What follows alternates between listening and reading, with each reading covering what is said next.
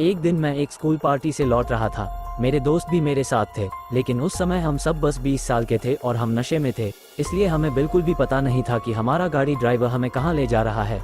वह हमें कैलिफोर्निया के सनोल नामक रास्ते से गुजार रहा था और गाड़ी में सबको इस रास्ते के पीछे एक बहुत ही दुखद कहानी के बारे में पता था।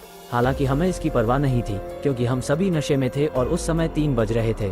बस हम घर पहुंचना चाहते थे। जब घर कुछ ही दूरी पर था तो ड्राइवर ने सड़क के किनारे गाड़ी रुका कर एक लड़की को गाड़ी में बिठा लिया। वह कहती थी कि उसका नाम मेरी है।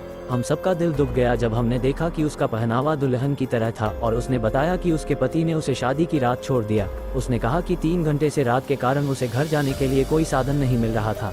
जब मैंने उसे अच्छे से देखा, मेरे हाथ कांपने लगे क्योंकि उसके आंखों से खून आ रहा था। मैंने अपने दोस्त डोमिनिक को फुसफुसाकर बताया कि यह ब्लडी मेरी की कहानी इसी रास्ते पर हुई थी और शायद ये लड़की एक भूत हो। उसी क्षण जब मैंने अपनी बात पूरी की, वह मुझसे पीछे की ओर देखती हुई बोली, क्या आप मेरे बारे में बात कर रहे थे? मेरा दिल फिर से धड़क गया। हमने उस व्यक्ति से रुकने के लिए कहा, लेकिन उसने हमें अपनी निर्धारित जगह पर छोड़ने की जिद की। गाड़ी में मेरी एक सहेली रोने लगी जब मेरी ने गाड़ी के पीछे से हमारे सभी नामों का उच्चारण शुरू किया। हमें डर लगने लगा क्योंकि हमने उसे अपने नाम तक नहीं बताया था।